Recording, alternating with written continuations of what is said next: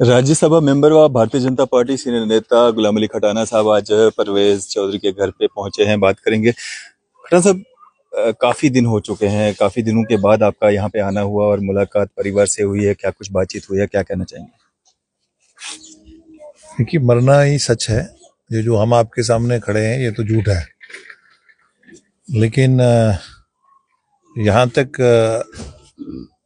देरी का जहाँ आपने एक सवाल करा, हम तो एडमिनिस्ट्रेशन से हम ही टच रहते हैं, हम तो अखबार में तो आते नहीं, तो वैसे ही सत्ता पक्ष का ये काम भी नहीं होता।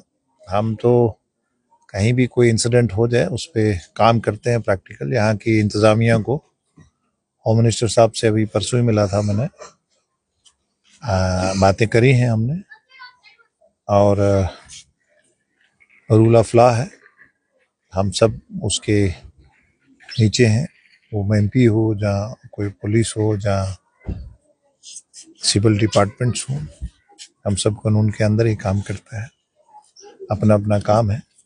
कोई कानून की खिलाफ वर्जी करता है तो कानून अपना काम करता है और करेगा भी। बिल्कुल।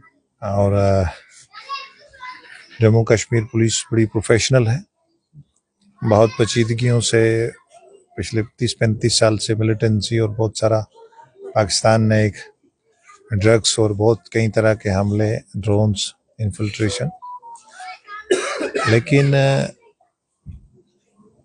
कुछ मोल्स हैं जो 15-15 साल से, 20-20 साल से, 10-10 साल से लोकल क्राइम में इन्वॉल्व हैं। हमने कहा है, एचएम साहब को भी कहा है कि जो लोग ज़्यादा देर से हैं और क्राइम में इन्वॉल्व हैं उनको कश्मीर में ज़रूरी है काम करना। खान साहब, एसटी कम्युनिटी के साथ ये जो एट्रोसिटीज होती आ रही हैं लगातार, कहीं ना कहीं से तस्वीरें, वीडियोस आती रहती हैं, ऐसा क्यों और बीजेपी के दौर में क्यों? नहीं, अगर आप देवसर देख लो, आप कठुआ देख लो, आप परवेज का देख लो। देखिए, ऐसा नहीं होता है, ये बदकिस्मती है। कहीं ना कहीं आपने, अगर आप पिछले 30 साल के साने देखेंगे, गुजर कम्युनिटी की बहुत बड़ी करवानी है मिलिटेंसी को ख़त्म करने में, और एक नेशनलिस्ट कम्युनिटी है। आपको मैं याद दिलाऊंगा हिल काका की। हिल काका में टेररिस्ट पीका गन और कितने कितने हथियार लेके, और जिन गुजर फैमिली ने इंफॉर्मेशन दी थी उनको दिन दहाड़े जबा करके चले गए थे 13 फैमिलीज को। इस कम्युनिटी का कामकाज थोड़ा ऐसा है, थोड़ा पढ़ाई कम है, एजुकेशन कम है, इसीलिए SC/ST एट्रॉसिटीज एक्ट भी होते हैं। अभी एब्रोगेशन के बाद वो भी एक्सटेंड हुआ है, फॉरेस्ट राइट भी एक्सटेंड हुए हैं, बहुत सारे ह्यूमन राइट्स के कानून भी एक्सटेंड हुए हैं। लेकिन कानून जो है मुदई सुस्त गुआ चुस्त नहीं होता, कानून अपना काम करता है। लेकिन कहीं ना कहीं हम रह जाते हैं। जी, सवाल का जवाब नहीं मिला। एट्रोसिटीज क्यों हो रही हैं एसटी कम्युनिटी के लोगों पे?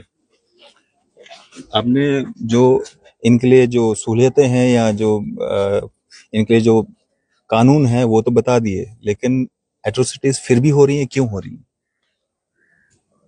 देखिए, कानून तभी हरकत पकड़ता है जब मुदई हरकत पकड़ता है। तो मुदई को भी हरकत पकड़नी चाहिए और दिल नहीं तोड़ना चाहिए। किसी के साथ भी कोई जुल्म जबर हो रहा है, मैं पिछले दिनों भी RS-पुरा गया था और एडमिनिस्ट्रेशन के साथ हम बात करते हैं। किसी को भी होम मिनिस्टर या लेफ्टिनेंट गवर्नर साहब ने कोई किसी को लाइसेंस नहीं दिया है, लेकिन ये भी लाइसेंस नहीं दिया है कि हम क्राइम करें। तो क्या होता है कि पुलिस को भी ऐसी कोई लेंस नहीं होती है कि वो उनको मालूम हो कि पिन पॉइंट के इधर ही क्राइम है, उसको भी पूछताछ के बाद ही। तो ह्यूमन एरर है, कहीं गलती भी हो सकती है। कानून अपना काम कर रहा है, लोग सस्पेंड हुए हैं, मजिस्ट्रेट इंक्वायरी हुई है, पुलिस ने भी सीट बनाई है, कुछ ना कुछ कानून अपना काम कर रहा है। परिवार से आपकी बात हुई, संतुष्ट हैं कार्रवाई से जो हो रही है? परिवार का जिसका चला जाता है वो तो नहीं ना संतुष्ट होता, लेकिन सबर के बिना चारा भी नहीं है। आपकी तरफ से किस तरह का सहयोग जो है इस परिवार को मिलेगा? हम पहले ही दिन से किसी भी एग्रीव्ड, हमारे पास एक यूपी का केस आया, उसको फांसी होगी, मैंने ही चिट्ठी लिखा।